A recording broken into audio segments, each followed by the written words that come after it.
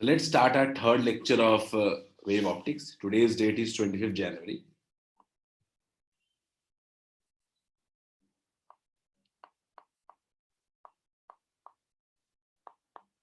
एक बार जल्दी से लास्ट क्लास में क्या पढ़ रहे थे एक बार जल्दी रिकॉल कर लिया जाए ताकि उसी को हमें आज आगे बढ़ाना है।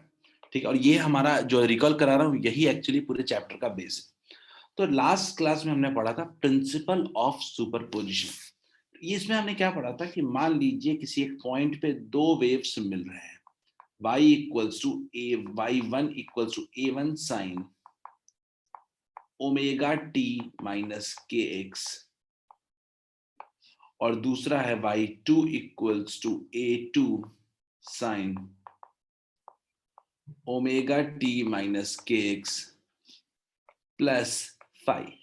दो वेव्स है मेरे पास, दो वेव्स हैं, दोनों के बीच एक फेज का डिफरेंस है। अगर ये मिलता है तो जो रिजल्टेंट वेव बनता है y इक्वल्स टू क्या बनता है, वो a बनेगा, a sign omega t minus kx plus delta.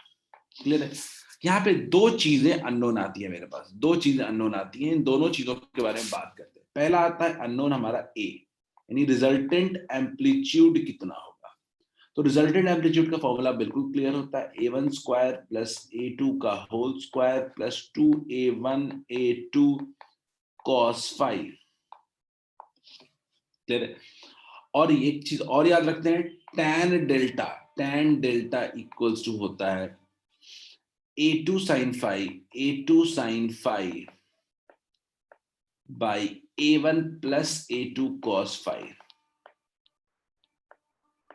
ठीक है, क्लियर है?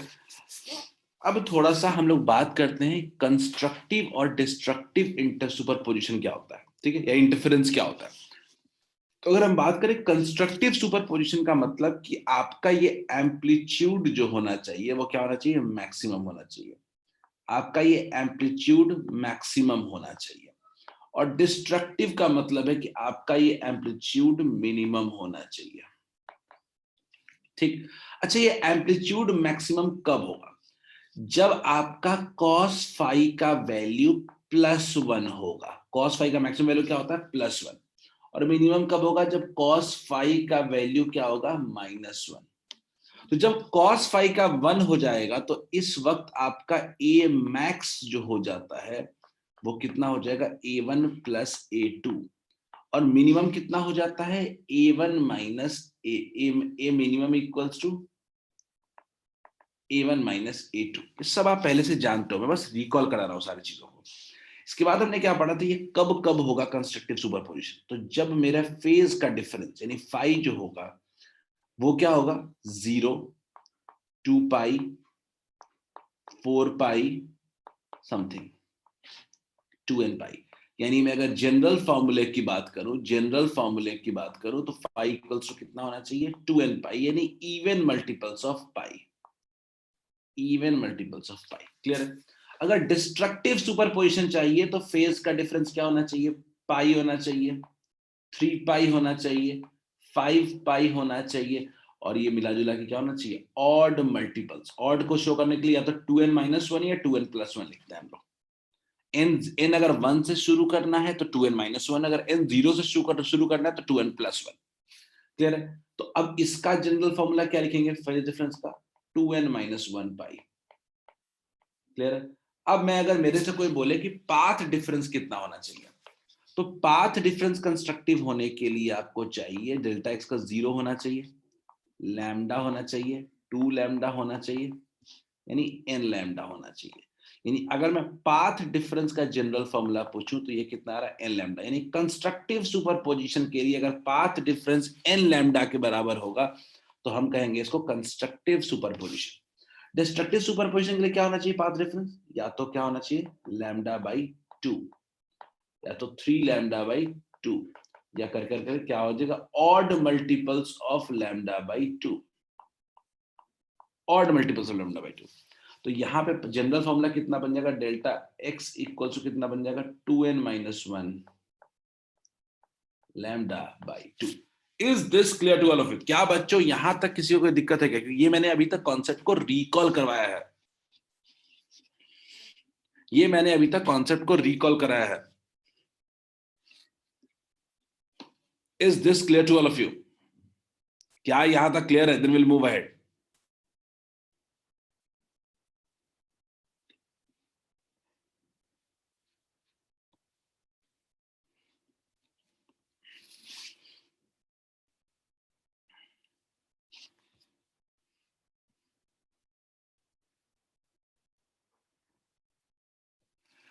बिल्कुल सही. इन्होंने बोला है कि ए मिनिमम में मॉड भी लगेगा. बिल्कुल सही है रिवांश, ए मिनिमम में मॉड भी लगेगा. हम जनरली पॉजिटिव वैल्यू की बात करते हैं. जनरली हम क्या बात करते हैं? पॉजिटिव वैल्यू की बात करते हैं, तो और लगेगा. ठीक है, चलिए क्लियर है, हो गया.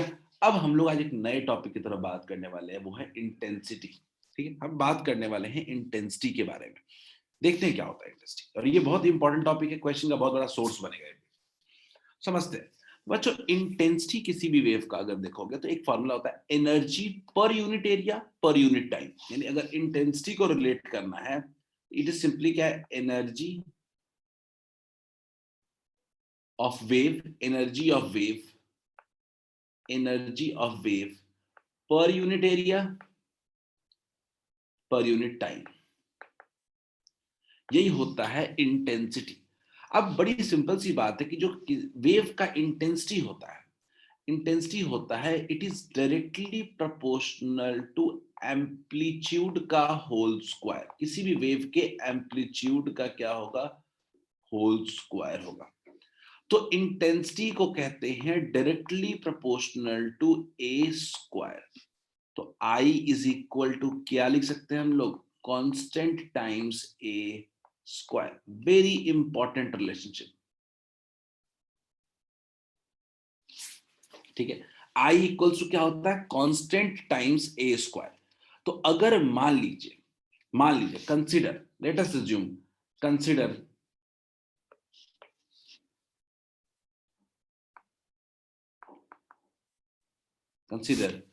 two waves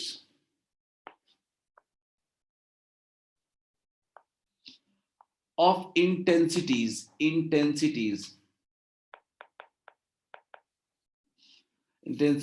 I1. दो वेव्स लिया जिसकी इंटेंसिटी क्या है? I1 and I2 interfere with shows interference with each other. Interference का मतलब superposition. Interference with each other. देखो, इंटरफेरेंस लिखने से एक बात क्लियर हो जाती है कि इसका फ्रीक्वेंसी सेम है, वेवलेंथ सेम है और फेज डिफरेंस कांस्टेंट है. With each other.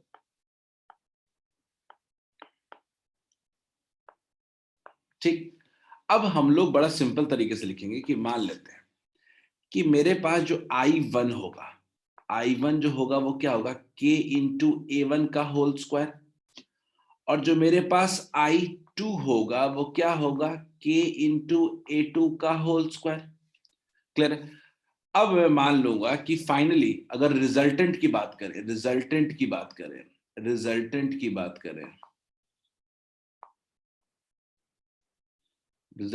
अगर बात करें तो final I is equal to क्या हो जाएगा? K इंटू रिजल्टेंट एम्पलीट्यूड का होल स्क्वायर. तो अब हम लोग उसी रिजल्टेंट पे बात करते हैं. देखते हैं कि जो टोटल इंटेंसिटी होगा वो K इंटू क्या होगा? रिजल्टेंट एम्पलीट्यूड का होल स्क्वायर. इंटेंसिटी एम्पलीट्यूड का होल स्क्वायर होता है. तो हमारे पास एक फॉर्मूला है एम्पलीट्यूड का, वो क्या है? A square is equal to A1 का होल स्क्वायर प्लस A2 का whole square plus 2A1 A2 cos 5. Clear है? अब A का होल स्क्वायर कितना होगा? A का होल स्क्वायर कितना होगा? तो I बाई K होगा क्या? I बाई क्या होगा? K होगा. A1 का स्क्वायर कितना होगा? I1 बाई K होगा क्या? K1 होगा क्या? सॉरी, K तो कांस्टेंट ही है, हर जगह सेम ही रहेगा. I1 बाई क्या होगा? K होगा क्या? अगर A2 का होल स्क्वायर होगा तो अगर देख सकते हैं क्या? I2 बाई K लिख सकते हैं क्या? फॉर्मूला देख लो यहां से, इन दोनों फॉर्मूले से देखो. प्लस 2 अगर A1 पूछे तो क्या लिख सकते हैं क्या? Root I1 by K. K तो K2 नहीं है, K ही है. Just give me a second. Okay. Into अगर मैं देखूं तो ये इंटू A2 को क्या लिख सकते हैं, I2 bye K cos 5। Clear है? तो एक बात तो तय हो गई कि ये K, ये K, ये K और ये दोनों रूट मिलके K खत्म हो जाएगा। तो अपने पास जो फॉर्मूला बन रहा है इंटेंसिटी का, वो क्या बन रहा है, वो बन रहा है कुछ finally I is equal to I1 plus I2 plus 2 root I1 into I2 cos 5। This is the final formula of intensity. This is the final formula of intensity of two waves. दो waves अगर किसी जगह पे combine होंगे तो उनका जो resultant intensity होगा वो भी जैसे एम्पलीट्यूड डिपेंड कर रहा है, उसी तरीके से उनका इंटेंसिटी भी डिपेंड करेगा दोनों के फेज डिफरेंस पे। तो अगर इंटेंसिटी के बीच का रिलेशनशिप देखें तो क्या हो जाएगा, I equals to I1 plus I2 plus 2 root I1 into I2 cos 5। This is the formula. इसको दिमाग में रखें और साफ साफ लिखें इसको। ये सब चीजें वेव की रिपीट हो रही हैं, डोंट वरी। बट मेरा पॉइंट है कि जब तक बेसिक्स 100% नहीं होगा हम अपने टॉपिक में जंप नहीं करेंगे। टॉपिक में कुछ करना नहीं होगा अपने को, खाली छोटे मोटे फॉर्मूले आएंगे। बोलिए आदर्श। सर वो स्फेरिकल वेवलेट जो वेव फ्रंट था सर, उसमें सोर्स से जो निकलता था सर वेव, सर उसमें अगर इंटेंसिटी देखा जाए तो सर रेडियस से कुछ रिलेशन होता है, जैसे इनवर्सली प्रोपोर्शनल, क्योंकि उसमें रेडियस बढ़ रहा है तो इंटेंसिटी कम होता है ना। बिल्कुल बिल्कुल कोई रिलेशनशिप नहीं। हम लोग जब वेव की बात कर रहे हैं तो वेव फ्रंट एक अज्यूम चीज है आदर्श, वो थोड़े कोई एक प्रैक्टिकल चीज है। अच्छा, ओके वेव सर। फ्रंट हमने अज्यूम किया है ना, इन assume this that wave travels in form of wave front। तो बच्चों ये इंटेंसिटी का फॉर्मूला आया I equals to I1 plus I2 plus 2 root I1 into I2 cos 5। यानी दो वेव्स की इंटेंसिटी कंबाइन होगी तो कैसे फाइनल इंटेंसिटी कितना होगा, दैट्स इट।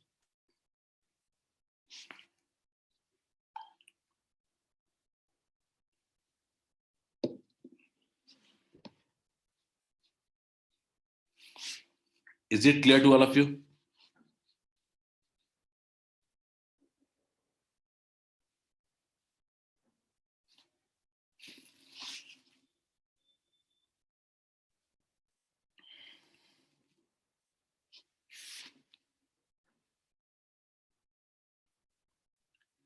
लिख लिया सबने?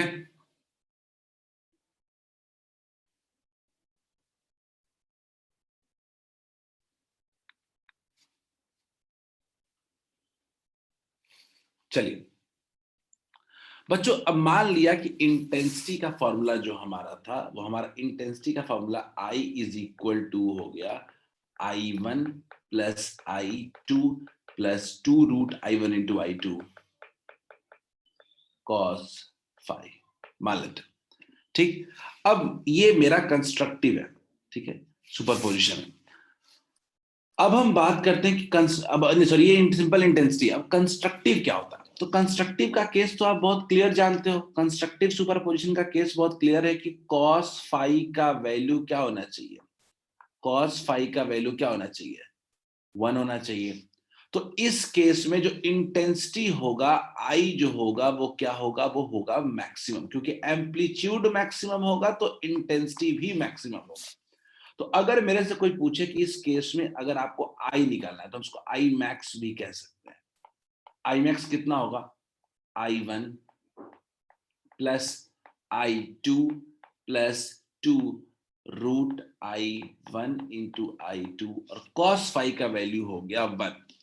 तो क्या हम लोग अब इस फॉर्मूले को कंक्लूड करके लिख सकते हैं क्या कि I max इक्वल्स टू, ये एक्चुअली में root I1 plus root I2 का होल स्क्वायर है। Root I1 plus root I2 का क्या लग रहा है, ये होल स्क्वायर नहीं है क्या? देखिए देख के बताइए मुझे, क्या ये root I1 plus root I2 का होल स्क्वायर है क्या? Maximum intensity will be root I1 plus root I2 का whole square. Is this clear to all of you? Constructive का सिंपल सा मतलब आपने समझा है कि cos फाई का वैल्यू 1 पुट कर दिया, तो उस वक्त जब इंटरफेरेंस कंस्ट्रक्टिव होगा तो इंटेंसिटी भी आपको मैक्सिमम मिलेगा। ये बहुत इंपॉर्टेंट फॉर्मूला है, इसको कहते हैं I max. Is it clear? अब डिस्ट्रक्टिव की बात करते हैं हम लोग। डिस्ट्रक्टिव भी बिल्कुल क्लियर है कि जब डिस्ट्रक्टिव होने का मतलब होता है कि cos फाई का वैल्यू क्या हो जाए, -1, यानी आपकी इंटेंसिटी भी क्या हो जाए, मिनिमम। जब इंटेंसिटी मिनिमम हो जाए तो हम लोग आई मिनिमम का फॉर्मूला क्या लिखेंगे, cos फाई का वैल्यू -1, तो क्या हो जाएगा, I1 plus I2 -2 root I1 into I2। Clear है? तो कितना हो जाएगा, I min is equal to root I1 minus root I2 का whole square. Is this clear to all of you?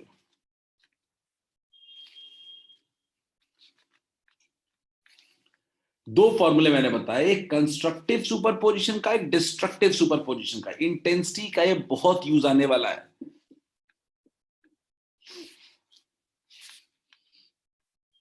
मैं एक और केस बताता हूं, स्पेशल केस दोनों में बताऊंगा। स्पेशल केस कि मान लीजिए आपकी जो दोनों इंटेंसिटी जो मिल रही है वो दोनों का वैल्यू सेम है, I1 equals to I2 equals to I0। तो इस केस में जो मैक्सिमम इंटेंसिटी होगा वो क्या हो जाएगा, मैक्सिमम इंटेंसिटी क्या हो जाएगा, root I0 plus 2 root I0, यानी कितना हो जाएगा, 4 इंटू I0। अगर आपका I1 और I2 का वैल्यू अगर सेम हो जाए तो I max हो जाएगा 4 I0। उसी तरीके से स्पेशल केस में अगर ले हम लोग, स्पेशल केस में लें कि अगर I1 इक्वल्स टू I2 हो जाए और इक्वल्स टू I0 हो जाए, तो इस केस में आपका जो I मिनिमम होगा वो सीधे सीधे 0 होगा। इसका हम लोग बहुत यूज करेंगे आगे जाके। जल्दी इसको लिख लीजिए, कुछ नया नहीं बता रहा हूं।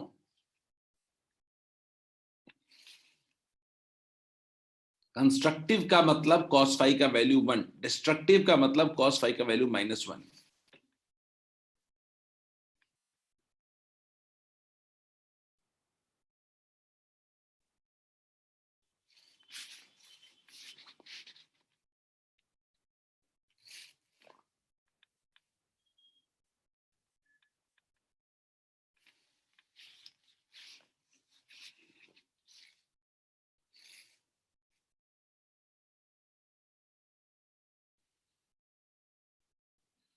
जल्दी बच्चों, इसके बाद हम लोग एक दो क्वेश्चंस करेंगे, उसके बाद हम लोग अपने पहले टॉपिक की तरफ बढ़ेंगे, इंपॉर्टेंट टॉपिक की तरफ। ये सब बेसिक्स भले के तौर पे पढ़ा रहा हूं, लेकिन सब आपके सिलेबस में है, 12th के भी जो एग्जाम में डेरिवेशन आ सकता है।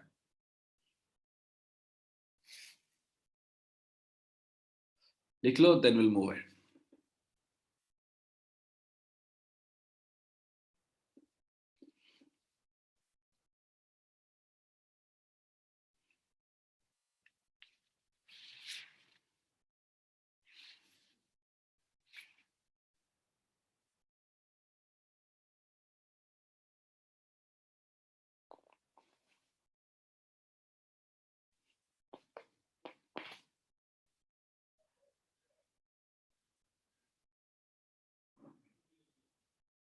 लिख लिया? जो लास्ट 1 मिनट।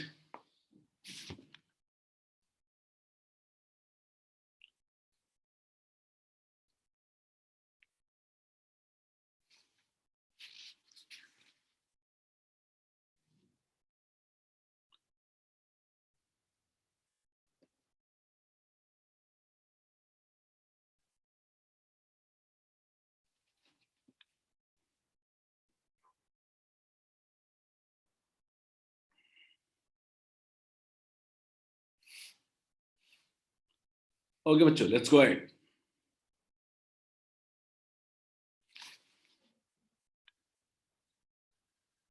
पहला सवाल बच्चों,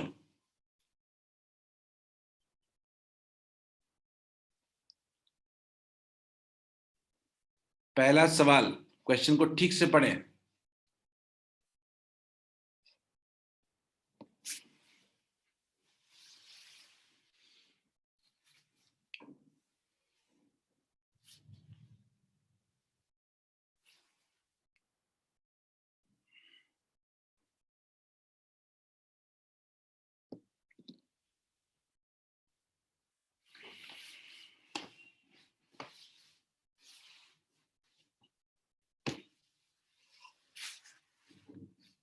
ठीक है राघवेंद्र, सीधा स्ट्रेट सवाल है, बेसिक सवाल है, ये क्वेश्चन है।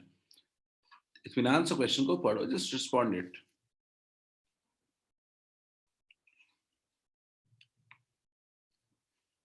सवाल है कंस्ट्रक्टिव इंटरफेरेंस के लिए दो मोनोक्रोमेटिक लाइट के बीच कितना पाथ का डिफरेंस होना चाहिए। कंस्ट्रक्टिव इंटरफेरेंस के लिए कितना पाथ का डिफरेंस होना चाहिए। बिल्कुल सही है सबका। शुरुआत में कुछ लोगों ने जल्दबाजी किया और गलत बताया, आंसर डाल दिया।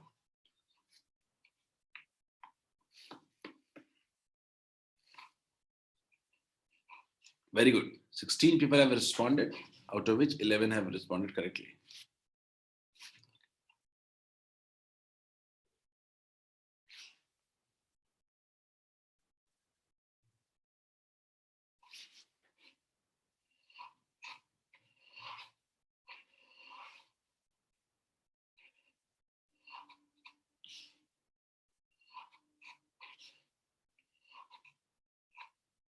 तो 20 लोगों ने सही रिस्पांस दिया है, 20 लोगों ने रिस्पॉन्ड किया, इसमें से 13 का रिस्पांस बिल्कुल सही है।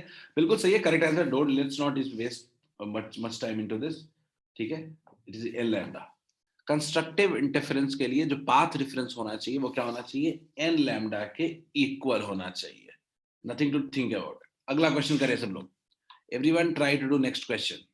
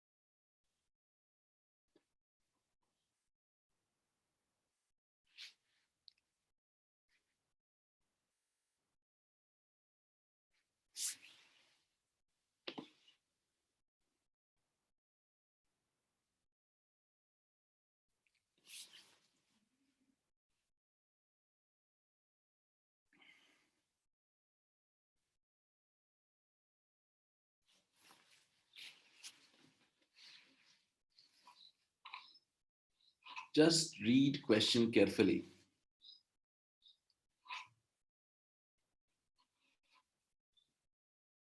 ठीक है राघवेंद्र। वैसे तो पोल में रिस्पॉन्ड क्या कर रहा हूँ, पोल तो है ही नहीं इसमें।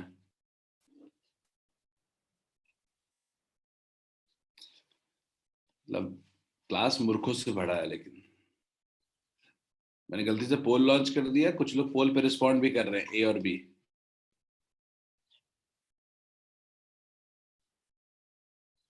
दुनिया में क्या चल रहा है कोई आइडिया नहीं है। नहीं, रिवांश गड़बड़ है। कल्याणी ठीक है, निमेश ठीक है, निधि ठीक है, वैष्णवी ठीक है, आनंद आनंद गड़बड़ है।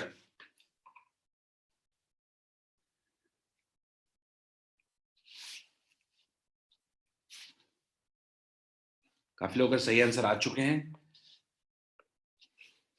लाइट फ्रॉम टू सोर्सेज दे रहा है, यानी I1, दो जो सोर्स है, यानी I1 बाई I2 का वैल्यू दे रहा है 4:1। I1 बाई I2 का वैल्यू दे रहा है 4/1। तो आप सीधे सीधे 4 और 1 मान लीजिए ना। और आपको चाहिए क्या, आपको चाहिए maximum by minimum, I max by I min. I max by I मिन होता है √I1 प्लस √I2 का whole square by √I1 minus √I2 का होल स्क्वायर। सीधा सीधा हिसाब है, सीधा सीधा हिसाब है। √I1 प्लस √I2 का होल स्क्वायर। यानी मैं अगर ऐसा बोलूं कि प्रॉपर होल स्क्वायर के अंदर में क्या है, root I1 plus root I2 divided by root I1 minus root I2। आपको कुछ नहीं करना चाहिए, रूट I2 से डिवाइड कर देना चाहिए ऊपर नीचे, रूट I2 से आपको डिवाइड कर देना चाहिए, तो क्या बन जाएगा, रूट I1 है ऊपर में, तो I1 बाई कितना हो जाएगा, I2 प्लस 1, और ये कितना हो जाएगा, रूट I1 से रूट I2 से डिवाइड करेंगे तो कितना हो जाएगा, I2 माइनस 1 का कितना हो जाएगा, whole square, root I1 plus I2 कितना हो जाएगा, 2 प्लस 1, और रूट I1 माइनस I2 कितना, 2 माइनस 1, क्या हो जाएगा, 9:1। Is this clear to all of you? Ratio will be equals to 9:1। क्या ये सबको समझ में आ रहा है? मैंने बोला ये क्वेश्चन में क्या दे रहा है, क्वेश्चन में दे रहा है I1 और I2 का रेशियो दे रहा है। कुछ लोग तो इसको सीधे सीधे I1 को ना 4 मान लेंगे और I2 को ना 1 मान लेंगे, इससे भी आंसर आ जाएगा। 4x लोगे 1x लोगे कोई फर्क नहीं पड़ता, आंसर वुड कम। मैंने बहुत ज्यादा मेहनत कर दिया इस क्वेश्चन में, I could have done it easily.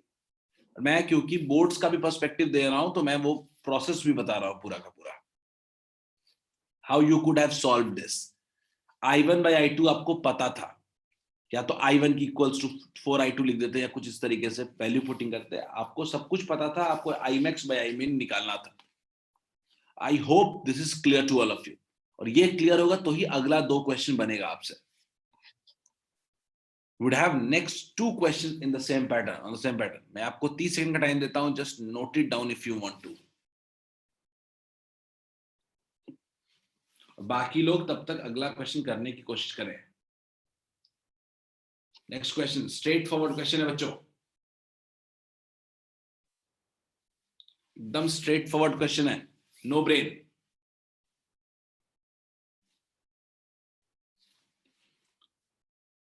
सब कुछ लगाना है दिमाग के सिवा, गो नेचुरल। तो दिमाग तो जनरली नहीं लगाते हो, हाँ कर दिया ना,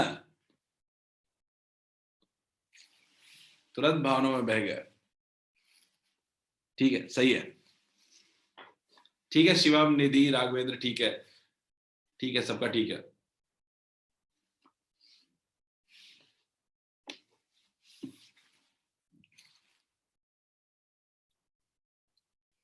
आदर्श ठीक है, आनंद ठीक है, वैष्णवी ठीक है, सबका ठीक है, आकाश ठीक है।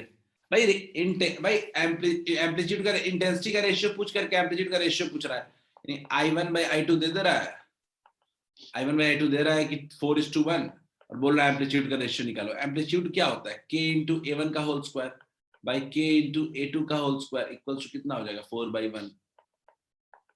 तो A1 बाई A2 जब निकालने जाएंगे तो क्या हो जाएगा, बिल्कुल सही है, 2/1 हो जाएगा, बिल्कुल सही बात है। इंटेंसिटी का क्या हो रहा है, रूट निकाल लोगे तो क्या हो जाएगा, एम्पलीट्यूड हो जाएगा, 4:1 से कितना हो जाएगा, 2:1। तो बिल्कुल सही जवाब है सबका, बिल्कुल सही, करेक्ट करेक्ट रिस्पॉन्स है, करेक्ट आंसर। 13 लोगों ने बिल्कुल सही जवाब दिया। बाकी लोग देखो क्या गलती हो रही है, इंटेंसिटी का रेशियो दिया हुआ है, तो इंटेंसिटी क्या होता है, आई इक्वल टू के इंटू ए स्क्वायर होता है, के इंटू ए स्क्वायर होगा, उसका A1 स्क्वायर K2 स्क्वायर, के तो खत्म होगा, तो A1 square by A2 square का वैल्यू 4/1 दे रहा है। क्वेश्चन पूछ रहा है A1 बाई A2, तो A1 बाई A2 के लिए क्या करना पड़ेगा, रूट ले लेंगे। क्लियर है? वन लास्ट क्वेश्चन बच्चों, one last question, try this.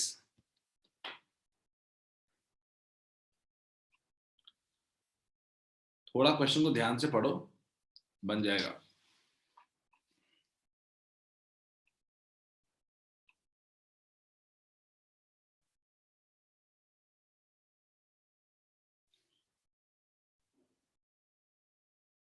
मैं आपको एकदम स्ट्रेट फॉरवर्ड फॉर्मूला बताने को कह रहा हूं, और ये सबसे ज्यादा अगर कोई क्वेश्चन आएगा कहीं से, वो आएगा इंटेंसिटी से। वेव में जाओ, वेव में भी इंटेंसिटी आता था, वेव ऑप्टिक्स में भी इंटेंसिटी आता है।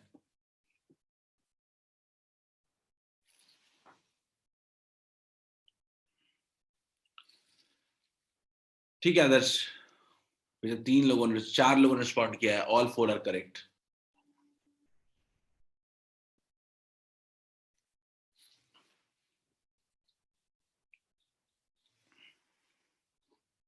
ठीक है निमेश, बिल्कुल सही आदर्श, अरीश ठीक है, निधि ठीक है, आकाश ठीक है, Anushka, everyone is correct.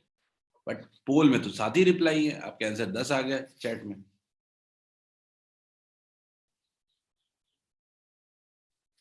Going good. मैं अगर आपके लिए करूंगा तो मेरे लिए तो यहाँ पे I1 और I2 दिया हुआ है सीधा सीधा। मेरे लिए तो क्या है, I1 दिया हुआ है, I1 दिया हुआ है I, और I2 दिया हुआ है 4I। मेरे को पूछा क्या है, I max और I min। मैं तो सीधा सीधा फॉर्मूला लगाऊंगा, मुझे क्यों ज्यादा दिमाग लगाना। I max का फॉर्मूला मुझे पता है, root I1 plus root I2 का होल स्क्वायर, और I min कितना होगा, root I1 minus root I2 का होल स्क्वायर। ठीक, I max कितना होगा, root I1 plus root I2 का होल स्क्वायर, कितना हो जाएगा, I प्लस रूट I2 का कितना हो जाएगा, 4I, कितना हो जाएगा, root I plus 2 root I का होल स्क्वायर, तो 3 हो जाएगा, तो 3 का स्क्वायर कितना हो जाएगा, 9 इंटू आई, और आई मिनिमम कितना हो जाएगा, आई मिनिमम अगर देखें root 2I minus I, root I का होल स्क्वायर हो जाएगा, इक्वल्स टू आई हो जाएगा 9I स्टूडेंट। बिल्कुल पहला सवाल है ये, पहला सवाल यही तो था 1:2 के रेशियो में, क्या हो जाएगा 9:I। बिल्कुल स्ट्रेट क्वेश्चन था, बस वहां रेशियो था, यहाँ पे टर्म्स के टर्म्स में दिया था। बिल्कुल सही है, बिल्कुल सही है। ठीक है बच्चों, दैट्स इट फॉर इंटेंसिटी। ये इंटेंसिटी के लिए हम लोग काम अब खत्म करते हैं। ठीक है, आई होप सबको समझ में आ गया होगा। बच्चों अब हम लोग बिल्कुल शुरू करने वाले हैं वेव थ्योरी ऑफ लाइट। आपको लगेगा कि क्या चैप्टर में स्टार्ट कर रहे हैं क्या, बिल्कुल नहीं। जितनी चीजें हमने पढ़ी हैं सब चैप्टर के अंदर का ही पार्ट था, कुछ भी बाहर का नहीं था। लेकिन जब लाइट के वेव नेचर की हम लोग बात करते हैं बच्चों, तो लाइट के वेव नेचर को कुल 3 फेनोमेनन से समझा गया। पहला फेनोमेनन था इंटरफेरेंस। ठीक है, first phenomenon was interference, second phenomenon was diffraction, and third phenomenon was polarisation. ठीक है, तीनों फेनोमेनन जो थे वो एक इंपॉर्टेंट पार्ट थे हमारे discovery of light as a wave की, और तीनों ने बहुत इंपॉर्टेंट कॉन्ट्रीब्यूशंस दिए हैं। इंटरफेरेंस ने क्या किया, पहला फेनोमेनन जो देखा गया वो था इंटरफेरेंस। इंटरफेरेंस ने स्टेब्लिश किया कि light has a wave nature, light के पास एक वेव नेचर है। ठीक है, दूसरा डिफ्रैक्शन। डिफ्रैक्शन ने ये स्टेब्लिश किया कि लाइट के पास एक प्रॉपर्टी है जो वो एजेस से बेंड कर सकता है। कोई चीज अगर बेंड करती है तो कम से कम वो पार्टिकल तो नहीं हो सकता, वो वेव ही हो सकता है। तो दूसरे ने भी प्रूव किया कि नहीं, लाइट इज अ वेव, क्योंकि ये क्या करता है, बेंड करता है। तीसरा, जिसके बारे में हम डिटेल में बात करेंगे, पोलराइजेशन। तीसरे ने प्रूव किया कि लाइट वेव तो है ही, लेकिन light is a transverse wave.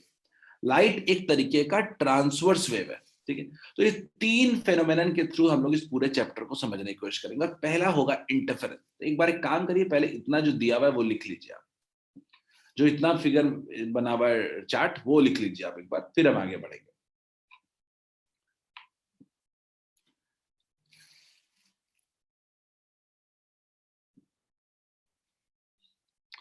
आदर्श ने कहा है ट्रांसवर्स वेव मीन्स, मतलब आदर्श पूरी कहानी समझने के बाद अब तुम पूछ रहे हो कि ट्रांसवर्स वेव क्या होता है।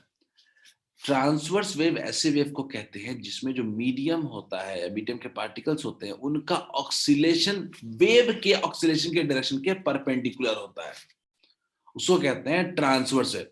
और दूसरा होता है लॉन्गिट्यूडनल वेव, ऐसा वेव जिसमें जो वाइब्रेशन है पार्टिकल्स का वो वेव के मोशन के अलोंग हो रहा हो। जैसे एग्जांपल साउंड।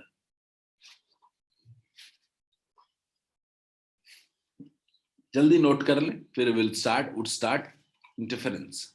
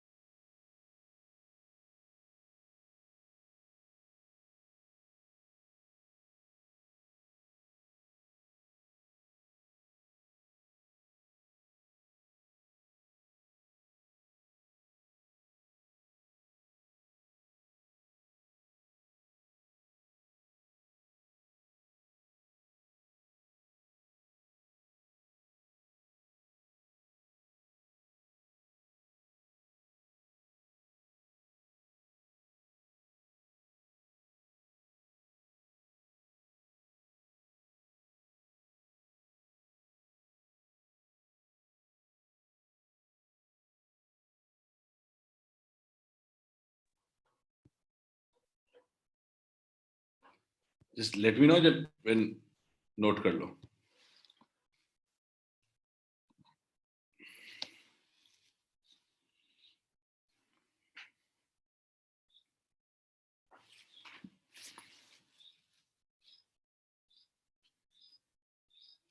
Great.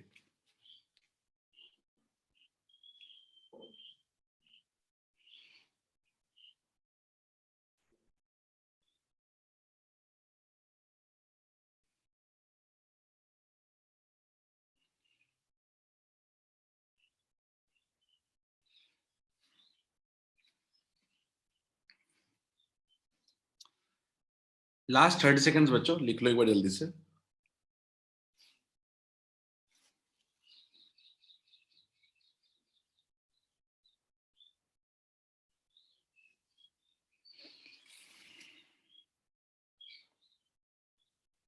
चलो बच्चों, let's continue with our topic interference. ये हमारा पहला बड़ा टॉपिक है.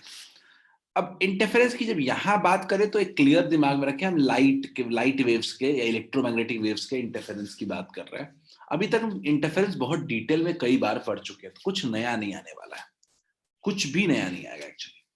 तो इंटरफेरेंस क्या होता है एक बार समझ लेते हैं. इंटरफेरेंस होता है, it is the phenomenon of distribution of energy due to superposition of two coherent waves of same frequency and same wavelength. ठीक है, यानी बेसिकली इंटरफेरेंस क्या है, फेनोमेनन है जिसमें कोई दो वेव्स जिनकी सेम फ्रीक्वेंसी होती है, सेम वेवलेंथ होता है, वो एक जगह पे आके सुपर इंपोज होते हैं. बशर्ते कंडीशन जो है वो ये इसके इंटरफेरेंस का, कि उनके बीच का फेज डिफरेंस बिल्कुल कांस्टेंट होना चाहिए.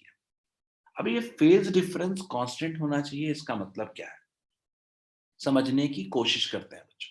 ठीक है, तो मान लेते हैं हमारे पास कि एक वेव है, y इक्वल्स टू कितना है, y1 इक्वल्स टू क्या है, a1 sine omega t minus k x, और दूसरा है y2 equals to a2 sine omega t minus k x plus 5. और ये जा करके किसी P पॉइंट पे ये मिल रहे हैं. तो कहने का मतलब है कि जब P पॉइंट पे जहां मिल रहे हैं, वहां दोनों के वेव के बीच में जो फेज का डिफरेंस है वो है 5. ये दोनों के बीच फेज का डिफरेंस हमेशा कांस्टेंट रहना चाहिए, और अगर कांस्टेंट रहता है, इसी फेनोमेनन को कहते हैं कोहेरेंस. ये इतना आसान काम नहीं है. कोई दो डिफरेंट लाइट को एक जगह पे इंसिडेंट करोगे तो दोनों के बीच फेज डिफरेंस मेंटेन कर पाना इज वेरी डिफिकल्ट टास्क. ये इतना इजी टास्क नहीं है. लेकिन इंटरफेरेंस तभी होगा जब दोनों वेव के बीच का फेज डिफरेंस बिल्कुल कांस्टेंट रहेगा. क्लियर है? तो इस कोहेरेंट वर्ड का मतलब मैंने नीचे लिख के समझाने की कोशिश की है. कोहेरेंस का मतलब होता है कि दो वेव्स के बीच का फेज डिफरेंस हमेशा कांस्टेंट हो. ठीक है, तो एक बार इंटरफेरेंस का डेफिनेशन लिखिए. इंटरफेरेंस का डेफिनेशन क्या है, distribution of energy due to superposition of two waves with same frequency and same wavelength and must be coherent. Coherent होना ही चाहिए. कोहेरेंट का मतलब होता है कि उनके बीच का फेज डिफरेंस हमेशा कांस्टेंट रहना चाहिए, तभी कोहेरेंस होगा. ठीक है, जल्दी इस इंटरफेरेंस को लिख लें, जल्दी इंटरफेरेंस के डेफिनेशन को लिख लें.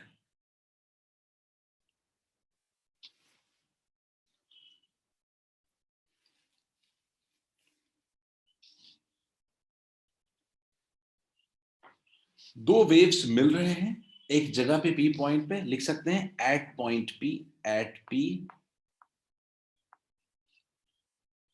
Phase difference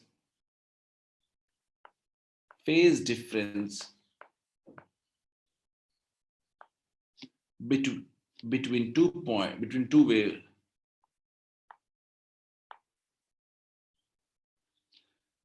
waves at point P, phase difference between two waves remain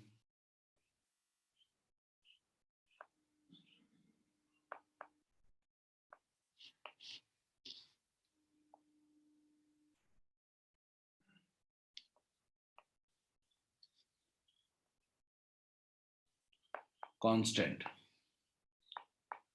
दो वेव्स के फेज डिफरेंस क्या है? कांस्टेंट है। ठीक है, और आपसे कोई बोले कि बताओ मुझे रिजल्टेंट y कितना होगा, तो आप क्या लिखोगे? a sign omega t minus k x plus delta. और आप जानते हो कि ये बिल्कुल नया नहीं है, पूरा बेसिक्स में पढ़ चुके हैं, सब कुछ अपना पढ़ा हुआ है, तो दिमाग लगाना ही नहीं है। a equals to we know well, a equals to we know a1 का होल स्क्वायर प्लस a2 का whole square plus 2a1 a2 cos phi. Is this clear to all of you? Amplitude, resultant amplitude भी पता है आपको, और final और resultant intensity भी पता है। इंटेंसिटी इक्वल टू कितना हो जा रहा है? I1 plus I2 plus 2 root I1 into I2 cos phi. Is this clear to all of you? सीधा सीधा एम्पलीट्यूड का और रिजल्टेंट एम्पलीट्यूड और रिजल्टेंट इंटेंसिटी का फॉर्मूला है। फेज डिफरेंस बदलेगा तो रिजल्टेंट एम्पलीट्यूड भी चेंज होगा और रिजल्टेंट इंटेंसिटी भी चेंज होगा। ये तो बेसिक इंटरफेरेंस है जो हम कल लास्ट क्लास से यही पढ़ते आ रहे हैं लगातार, कुछ नया नहीं है इसमें।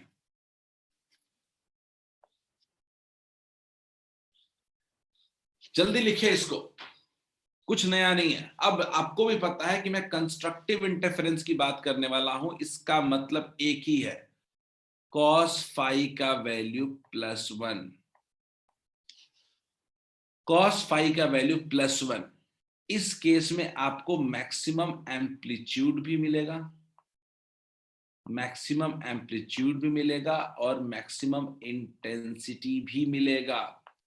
Maximum amplitude would be a1 plus a2 and maximum intensity would be root I1 plus root I2 का होल स्क्वायर।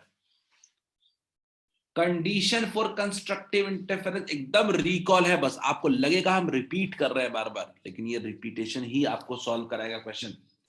तो याद रखिए, कंस्ट्रक्टिव इंटरफेरेंस cos phi का वैल्यू 1 है, तो phi का वैल्यू, पाथ फेज डिफरेंस जो होना चाहिए वो कितना होना चाहिए? 2n पाई। जनरल फॉर्मूला क्या होगा? 2n पाई। और पाथ डिफरेंस जो होना चाहिए delta x must be equal to n lambda. Is this clear? That is constructive interference for you. Destructive, मैं मतलब अब आपको कह रहा हूं कि अब आप तैयार हो चुके हो पूरी तरीके से इंटरफेरेंस के साथ, अगर आपको ये दिमाग में आ रहा है, रिकॉल हो रहा है सब कुछ। तो डिस्ट्रक्टिव इंटरफेरेंस का मतलब क्या है? cos phi का वैल्यू कितना? -1 होना, एम्पलीट्यूड भी मिनिमम होगा और इंटेंसिटी भी। तो एम्पलीट्यूड मिनिमम कितना हो जाएगा? a1 माइनस a2, और I मिनिमम कितना होगा? Root I1 minus root I2 का whole square.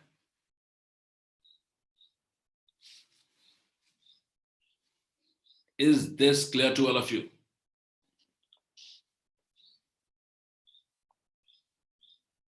Phi equals to क्या होगा?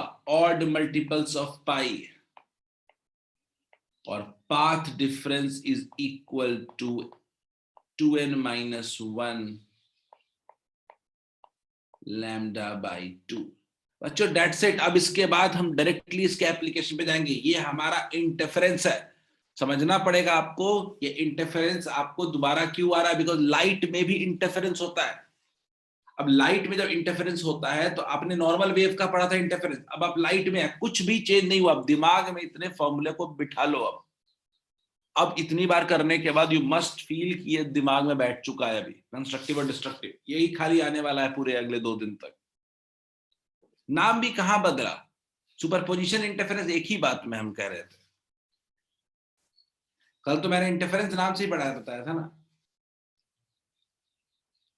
आई होप सबको ये क्लियर होगा।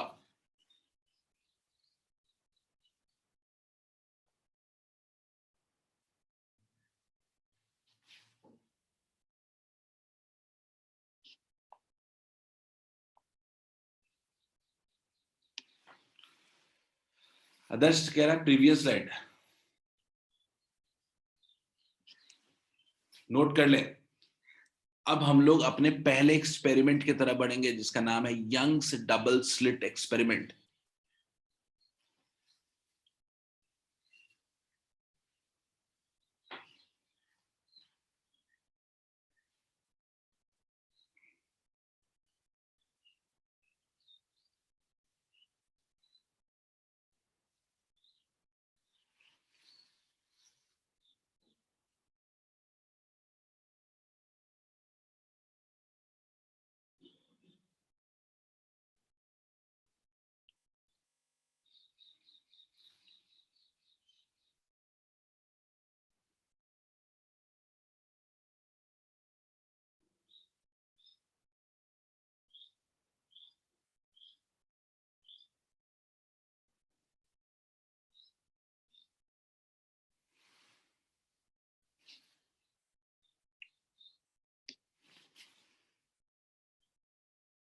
हाँ निधि, कांस्टेंट फेज डिफरेंस 5 डिनोट करते हैं पहले तो, और फेज डिफरेंस को हमेशा हम लोग 5 से ही लिख, 5 फेज डिफरेंस का जो होगा दो वेव्स के बीच हमेशा कांस्टेंट होगा, तभी उसको इंटरफेरेंस कहेंगे।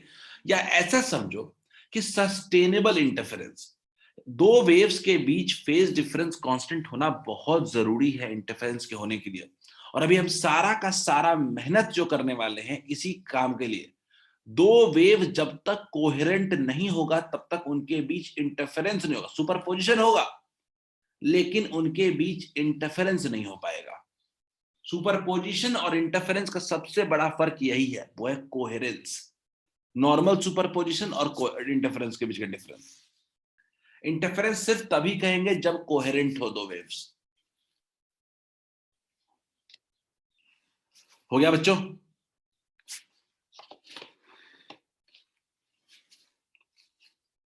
लिख लिया? कुछ नया नहीं लिखा, सब पढ़ा हुआ टॉपिक है। आई मैक्स आई मीन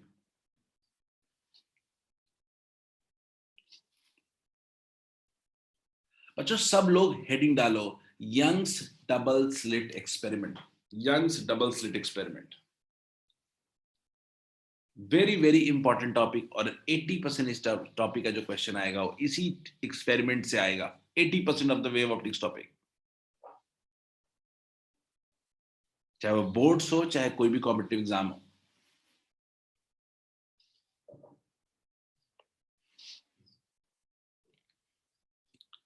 एक बार एक काम करो, सबसे पहले आप समझ लो इस सेटअप को समझ लो, लिखने का मैं मौका दूंगा।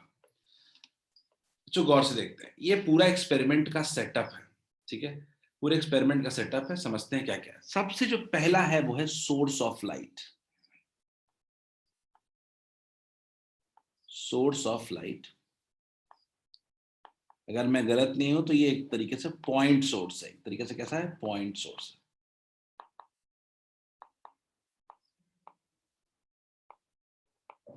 क्लियर? इसको जब ये पॉइंट सोर्स जो लाइट है ये किससे पास कर रहा है? ये एक कॉन्वेक्स लेंस से पार कर रहा है, ठीक है? कॉन्वेक्स लेंस से पार कर रहा है। अब जब कॉन्वेक्स लेंस से ये पास करेगा तो एक एक थिन विड्थ का एक स्लिट लगा दिया। स्लिट का मतलब होता है होल। क्या लगा दिया? ये स्लिट, सिंगल स्लिट। एक सिंपल क्या लगा दिया? सिंगल स्लिट लगा दिया। सिंगल कहना ठीक नहीं है, वैसे मैं हटा देता हूं, खाली स्लिट बोलो। स्लिट कभी भी वर्ड यूज हो मतलब कि हल्का सा छेद, स्लिट, हल्का सा होल है, हल्का सा होल। अब इस होल से लाइट पास करेगा, और लाइट पास करेगा दो अदर होल से फिर आगे, एक 1 है और दूसरा क्या है? 2 है, ठीक है? इसको जनरली हम लोग नाम देते हैं S1 और इसको नाम देते हैं हम लोग S2। क्लियर? दो स्लिट से पास होगा, ठीक है? अब ये दोनों स्लिट के बीच का जो डिस्टेंस है ये होता है d। याद रखिएगा, इसको रिप्रेजेंट करते हैं स्लिट विड्थ d, ठीक है? अब दोनों स्लिट से कुछ कैपिटल D डिस्टेंस अवे हम क्या बनाए हैं? एक स्क्रीन बनाए हैं। हम एक स्क्रीन बना दिए हैं, लगा दिए स्क्रीन जिसपे लाइट रिफ्लेक्ट हो, लाइट पास, लाइट रीच करे, ठीक है? स्क्रीन लगा दी है। तो कुल मिला के ये मेरा सेटअप है, जिसमें से कुछ टर्म्स की बात करूं मैं, अगर स्मॉल डी, ठीक है, तो लिख सकते हैं इसको distance between two slits, distance between two slits. अगला क्या है, कैपिटल डी, यह है distance between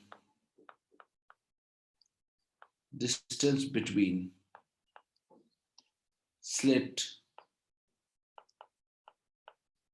and screen, slits and screen. Clear है? ठीक है।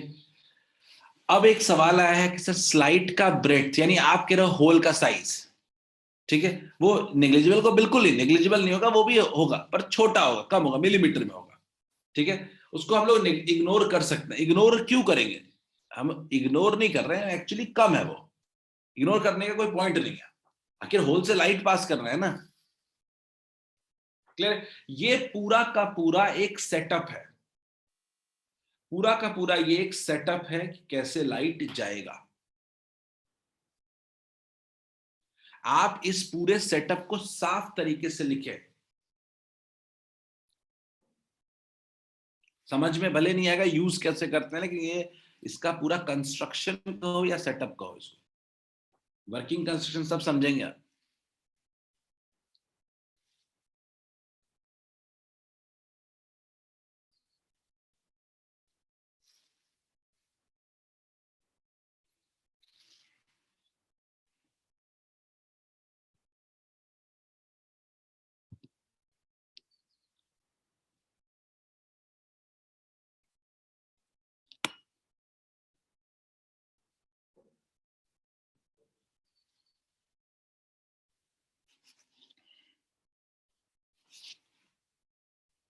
ठीक है, ये जो टर्म्स आया है स्मॉल डी और कैपिटल डी, ये दिमाग में रखिएगा।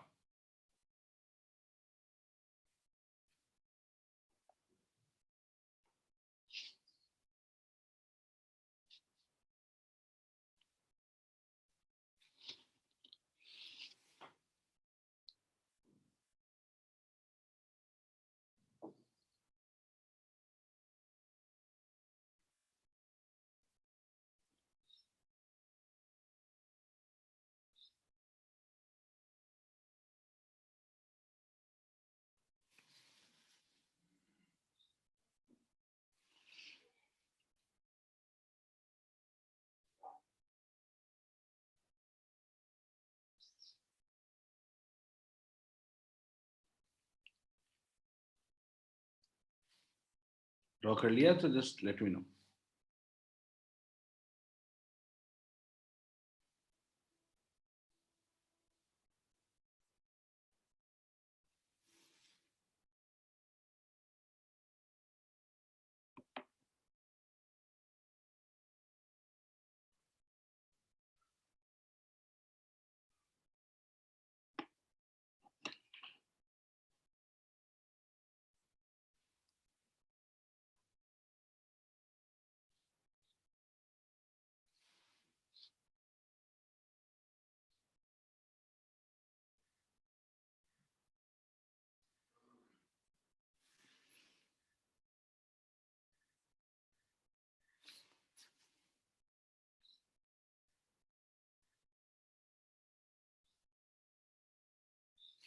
चलिए बच्चों, हम लोग बात करने वाले हैं वर्किंग की, आखिर ये कर क्या रहा है सब कुछ।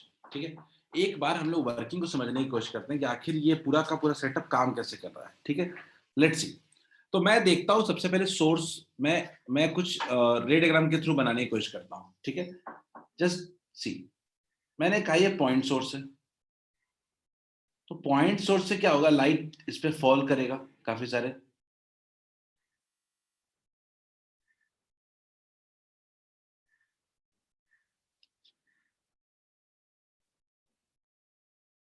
मैं क्या कह रहा हूँ, कुछ पॉइंट सोर्स से क्या कर रहा हूँ, लाइट को फॉल करा रहा हूँ इस पे।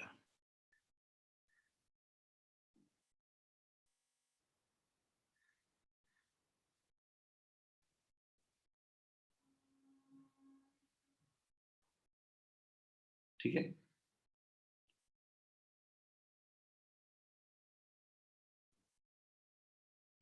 ठीक, क्लियर। अब ये क्या हो रहा है कि बहुत सारे लाइट क्या हो रहा है, कॉन्वेक्स लेंस पे फॉल कर रहे हैं।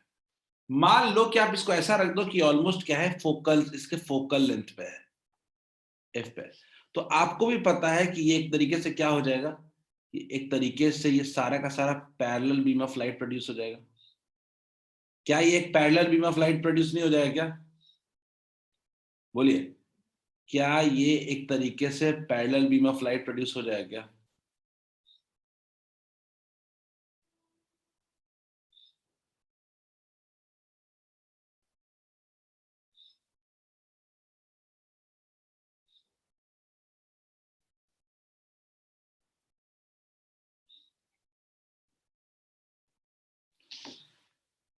चलो बच्चों, क्या यहां तक समझ में आया क्या? वर्किंग का पहला पार्ट आपका ये कॉन्वेक्स लेंस है। कॉन्वेक्स लेंस का क्या काम है? To produce parallel beam of light, produces parallel beam of light, parallel beam of light.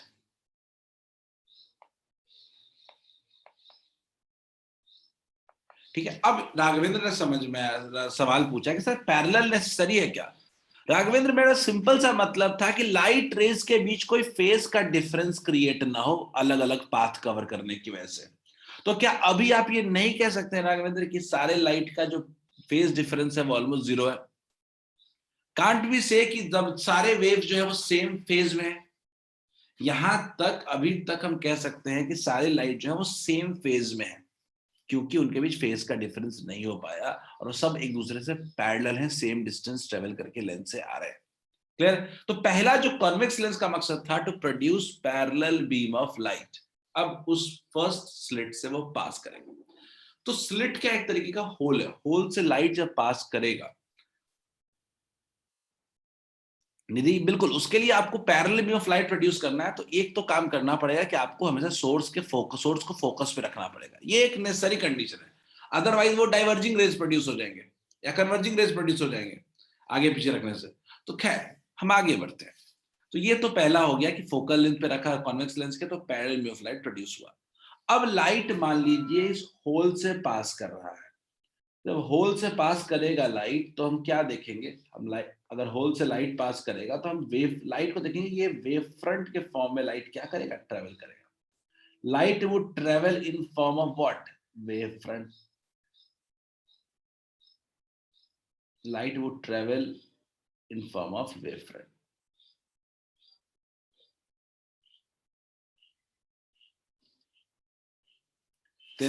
यानी इतना तो क्लियर है कि लाइट जो होगा वो अब पहले स्लिट से अगले दो स्लिट्स के बीच में वो एक तरीके से वेव फ्रंट के फॉर्म में लाइट क्या होगा?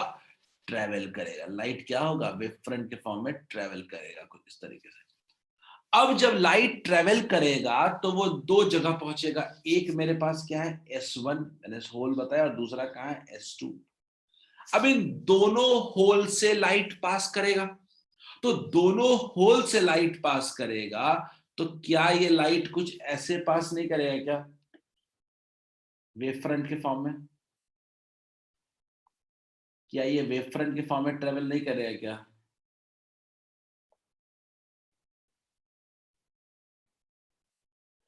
क्या ये वेव फ्रंट के फॉर्म में ट्रेवल नहीं करेगा? उसी तरीके से क्या S2 भी वेव फ्रंट के फॉर्म में ट्रेवल नहीं करेगा?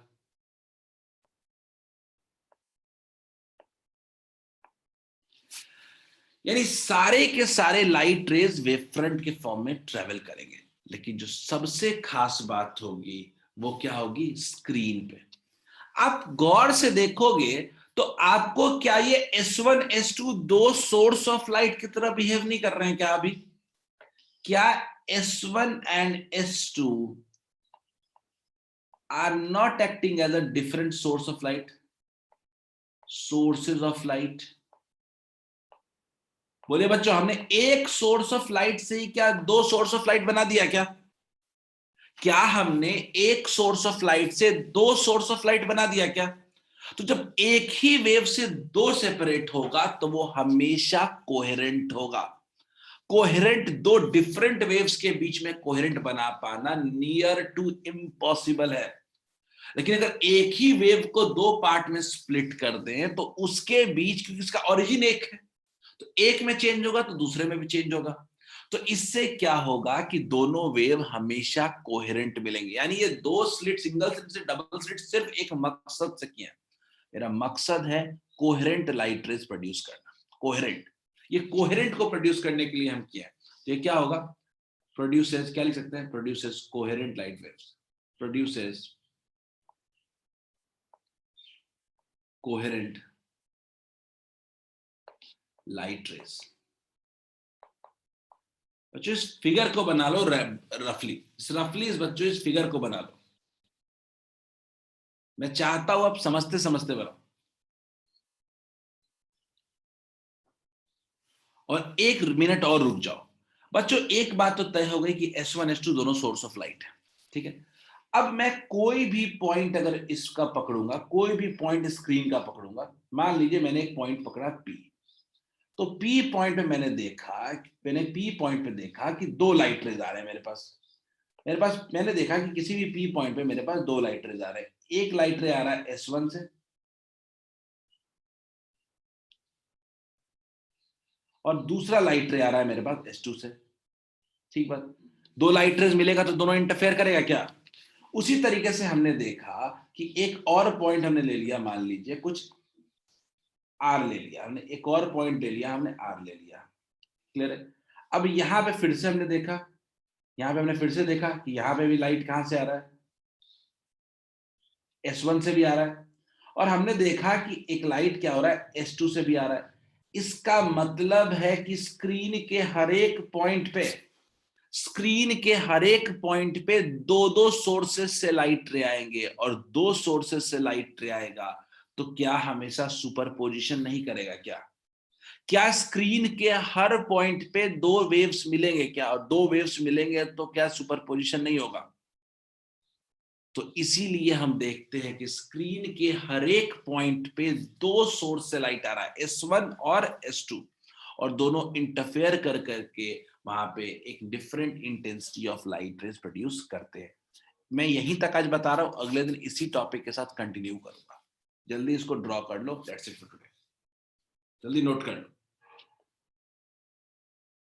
कल इसके बारे में और वर्किंग में समझाऊंगा।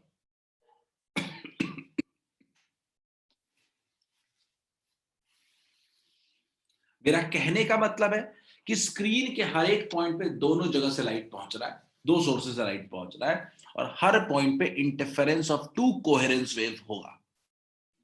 कितना होगा, कैसे होगा, अगले दिन बहुत इंपॉर्टेंट क्लास है, डेरिवेशन कराऊंगा।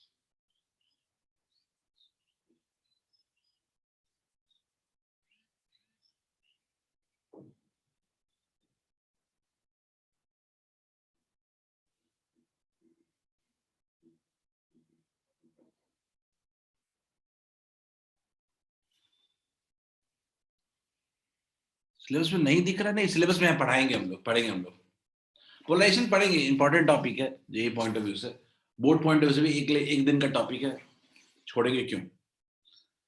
बोर्ड्स में नहीं है पर बोर्ड्स में होना चाहिए सिलेबस में।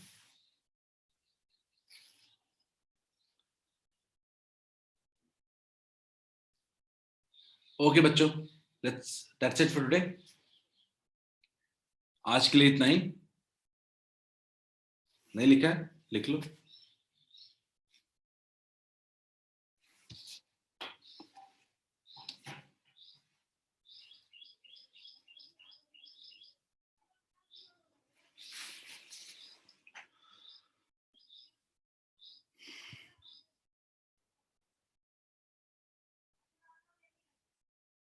राघवेंद्र देखो समझाता हूं मैंने बोला कि एक पॉइंट है स्क्रीन पे P।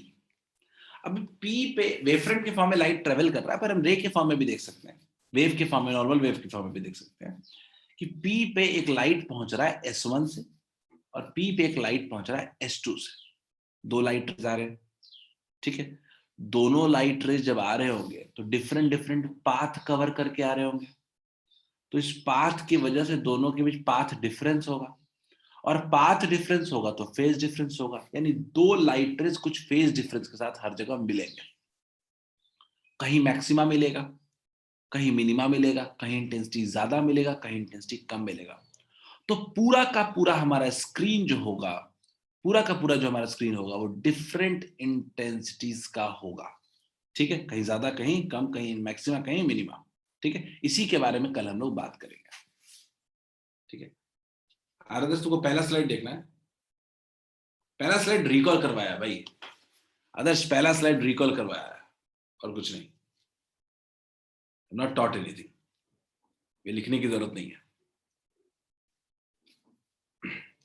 चलो दैट्स इट, होप आप रिकॉल अच्छे से करके रखोगे। अगले दिन हम लोग सबसे इंपॉर्टेंट टॉपिक पढ़ने वाले डेरिवेशन। ये सब चीजें बेसिक्स हमने कवर कर ली, हम डेरिवेशन पे जाएंगे YDSC का। आज की थ्योरी का फर्स्ट स्लाइड, दैट्स इट।